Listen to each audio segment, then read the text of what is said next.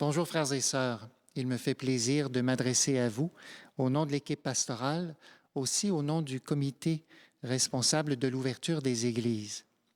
Mercredi dernier, le 17 juin, le docteur Arruda, en réponse à la question d'un journaliste, prenait la peine d'exprimer que les lieux de culte pouvaient ouvrir à compter de demain, lundi, le 22 juin. Chez nous, concrètement, c'est à compter du 11 juillet, 11 et 12 juillet, que les lieux de culte seront ouverts. Je vous explique un peu pourquoi. Avec le comité responsable de l'ouverture des églises, nous avons vécu déjà presque depuis 3 semaines des rencontres pour essayer de répondre à la question que l'archevêque nous pose en regard du protocole que nous devons établir pour nous assurer de la salubrité de nos lieux en lien avec la santé de nos paroissiens qui nous sont précieux. Alors donc, ce comité a la responsabilité de la mise en œuvre des différents éléments qui nous sont demandés dans le protocole, celui qui est fourni par l'Assemblée des évêques du Québec, pour voir comment on peut l'appliquer chez nous de façon sécuritaire. Je vous donne quelques éléments donc de ce protocole. D'abord, il faut assurer la distanciation physique de 2 mètres entre les personnes.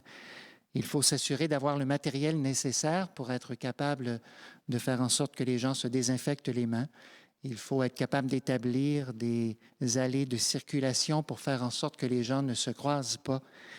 Il faut aussi évaluer combien de personnes peuvent entrer dans chacun de nos lieux de culte. Vous savez qu'à ce moment-ci, la permission qui est accordée pour les rassemblements intérieurs est de 50 personnes.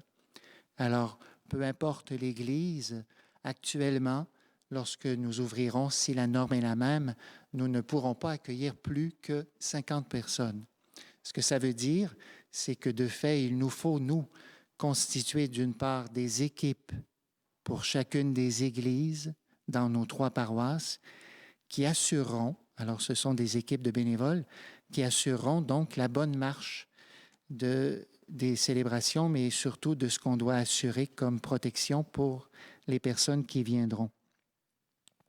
Le protocole que nous sommes en train d'esquisser avec un horaire aussi de célébration qui sera bien différent de celui que nous vous proposons, entre autres à cause de la réalité que nous devons assurer la désinfection des lieux.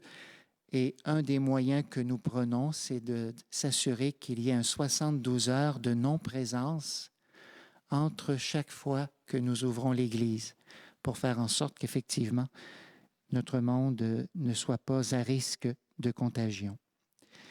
Donc, pour nous, nous ouvrons à compter du 11 et 12 juillet. 3 réalités seront priorisées. D'abord, les messes dominicales, les funérailles pour lesquelles des familles sont en attente. Pour les 3 paroisses, nous en avons près d'une 20aine. Et les baptêmes.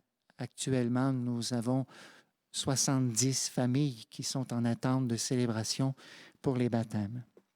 Il nous faudra de la patience parce qu'effectivement, dans les contraintes actuelles, nous ne pourrons pas rassembler beaucoup de monde à la fois. Donc, ce sera important pour vous de vous tenir au courant. Nous allons vous exprimer comment ça va se développer au fur et à mesure. Lorsque nous aurons l'approbation de l'archevêque en regard du protocole que nous choisissons d'appliquer ici, dans l'ensemble des églises qui nous sont confiées, alors lorsque ce protocole sera approuvé, nous allons pouvoir envisager donc concrètement comment nous allons le faire. Vous comprenez que nous allons rencontrer les bénévoles qui accepteront de donner de leur temps. Alors donc, nous avons besoin de personnes. Je vous donne un exemple. Certaines églises vont nécessiter jusqu'à 10 à 14 personnes bénévoles pour s'assurer de la bonne marche du déroulement de la célébration et des conditions sanitaires. Donc, ces personnes-là, nous les rencontrerons dans la semaine qui précède, donc à partir du 29 juin, nous vous en donnerons des nouvelles. Pour tous les bénévoles, donc, qui choisiront de donner de leur temps, il y aura une rencontre dans chacune des paroisses pour rassembler ces personnes dans un des lieux où nous vivrons la réalité même de ce qu'exigent les conditions sanitaires. Une des conséquences que nous aurons à assumer ensemble, c'est que les gens devront s'inscrire par téléphone pour pouvoir participer aux célébrations. Vous comprenez que dans les conditions actuelles, qui pourraient éventuellement évoluer, mais dans les conditions actuelles, il nous faut nous en tenir à 50 personnes maximum comme présence dans nos églises. Alors, ce qui fait que nous mettrons en place un service de réservation, ce sera à compter du 6 juillet et ça se fera en vous adressant au secrétariat principal de la paroisse dont vous faites partie. Nous avons 3 paroisses, Saint-Joseph de Lévis, Saint-Jean-l'Évangéliste et Saint-Nicolas de Lévis. Alors donc, nous aurons mis sur pied l'outil qui nous permettra d'assurer cette réalité des réservations. Les réservations nous permettent aussi de pouvoir faire en sorte que si jamais un cas de contagion se dévoilait, nous serions en mesure de rejoindre les personnes qui étaient présentes à cette célébration. Donc, je vous rappelle en terminant notre souci de pouvoir assurer la sécurité des personnes, de pouvoir nous conformer aux exigences de la santé publique et aussi aux exigences de notre archevêque. Continuez de consulter les sites Internet. Sans doute qu'au fur et à mesure que nous évoluerons, nous aurons d'autres informations à vous transmettre qui seront peut-être plus précises aussi. Alors donc, je répète, même si l'ouverture est possible à compter du 11 juin, à cause de la réalité de ce que nous avons à mettre en œuvre pour assurer la salubrité de nos lieux de culte, nous commencerons les 11 et 12 juillet prochains.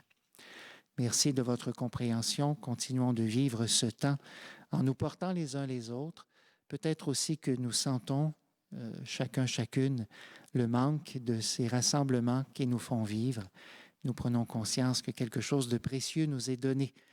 Alors, nous le vivrons sans doute plus intensément lorsque les portes s'ouvriront. Nous vous assurons de notre prière et de notre soutien au nom de l'équipe pastorale et du comité responsable de l'ouverture des églises, que je remercie pour leur implication. Merci beaucoup.